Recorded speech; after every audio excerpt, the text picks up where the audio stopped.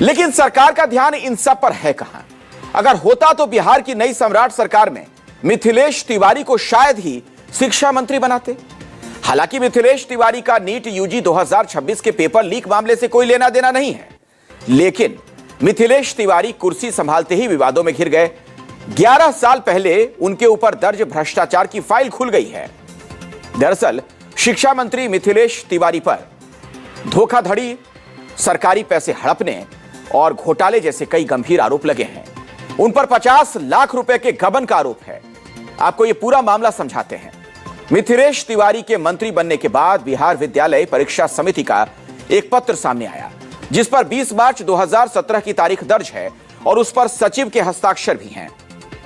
इसमें यह बताया गया कि मिथिलेश तिवारी पंडित दीनदयाल उपाध्याय इंटर महाविद्यालय खजूरिया बरौली गोपालगंज के तत्कालीन अध्यक्ष हैं। मिथिलेश तिवारी पर लगे आरोप इसी कॉलेज से जुड़े हैं। वो कॉलेज के प्रबंधन समिति के अध्यक्ष थे।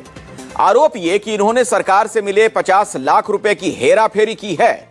पैसा कॉलेज के कर्मियों के वेतन के लिए था। इल्जाम यह कि मिथिलेश ने फर्जी दस्तावेज लगाकर पैसे खुद हड़प लिए, जिस पर बिहार विद्यालय परीक्षा समिति के सचिव ने मिथिलेश तिवारी पर मुकदमा चलाने की अनुमति दी थी। इससे पहले मिथिलेश तिवारी के खिलाफ 7 मई 2015 को निगरानी एसपी ने एफआईआर दर्ज कराई थी। मिथिलेश तिवारी ने चुनावी हलफनामे में भी निगरानी केस की जानकारी सार्वजनिक की है। चुनावी हलफनामे के मुताबिक विजिलेंस पुलिस थाने में 34/2015 केस पेंडिंग है। स्पेशल जज विजिलेंस कोर्ट मुजफ्फरपुर में केस की सुनवाई चल रही है।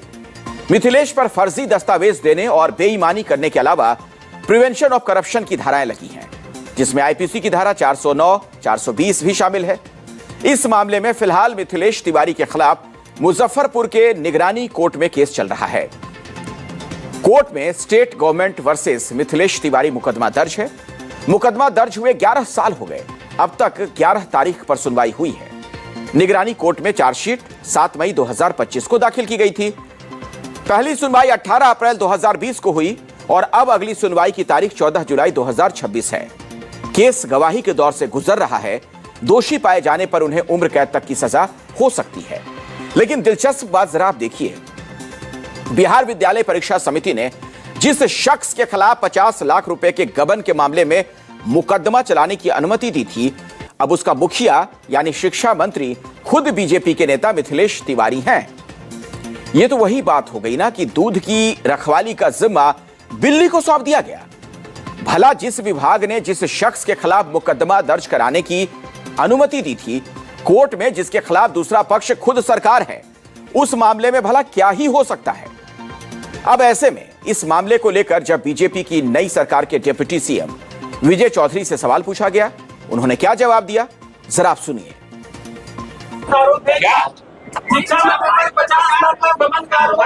शिक्षा मंत्री पर तो आप उसका दस्तावेज दे दीजिए, मुकम्मल जांच हो जाएगी। और अगर दस्तावेज आपको नहीं है तो इस तरह के बेबुनियाद अब मोबाइल पे दस्तावेज नहीं होता है, दस्तावेज कागज का होता है।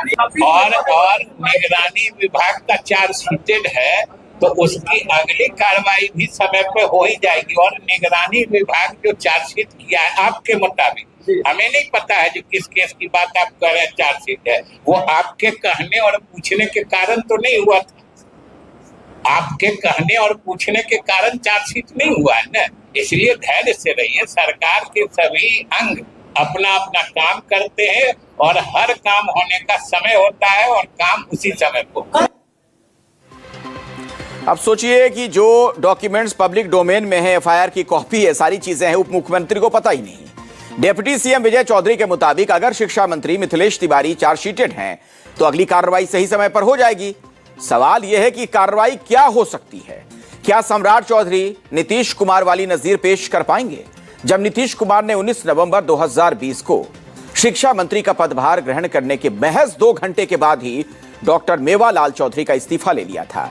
मेवालाल चौधरी पर 2017 में भागलपुर के सबौर कृषि विश्वविद्यालय के कुलपति रहते हुए 161 सहायक प्रोफेसरों और जूनियर वैज्ञानिकों की भर्ती में धांधली और भ्रष्टाचार करने के गंभीर आरोप लगे थे।